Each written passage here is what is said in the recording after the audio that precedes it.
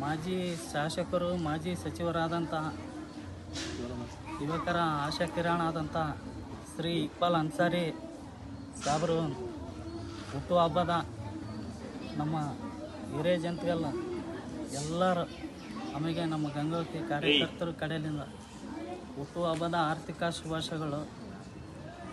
ಇವತ್ತು ಅವರು ಬೆಂಗಳೂರಾಗ ಇದ್ದ ಕಾರಣಕ್ಕಾಗಿ ನಾವು ಅವ್ರ ಮನೆ ಕಡೆ ಹೋಗಿ ಆಚರಿಸೋಕ್ಕಾಗಲಿಲ್ಲ. ನಾವು ಇವತ್ತು ಏನು ಆಸೆ ಅಂದರೆ ಇದೇ ಸ್ಕೂಲಲ್ಲಿ ನಾವು ಓದ್ತಿದ್ವಿ.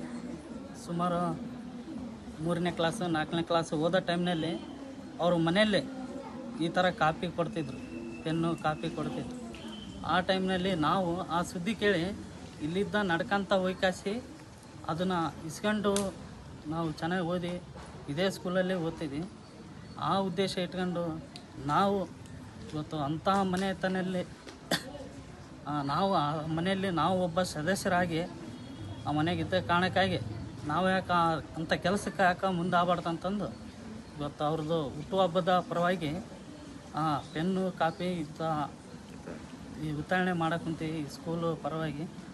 ಆಮೇಲೆ ಇನ್ನೊಂದು ಹೇಳೋದಂದೆ ಅವ್ರಿಗೆ ದೇವರು ಅವರು ಯಾವತ್ತೂ ಆಸ್ತಿ ಅಂತಸ್ತು ಆಸೆ ಪಡೋರಲ್ಲ. ಹಂಗಾಗಿ ನಾನು ದೇವರಲ್ಲಿ ಕೇಳೋದಿಷ್ಟೇ, ಅವರಿಗೆ ನಮ್ಮ ಗಂಗಾವತಿ ಅಭಿವೃದ್ಧಿ ಸಲುವಾಗಿ ನಮ್ಮಂಥ ಯುವಕರು ಭವಿಷ್ಯ ರೂಪಿಸೋ ಸಲುವಾಗಿ ದೇವರು 100 ವರ್ಷ ಆಯಸ್ಸು ಕೊಡ್ಲಂತ ದೇವರಲ್ಲಿ ಕೇಳ್ಕೊಂತೀವಿ.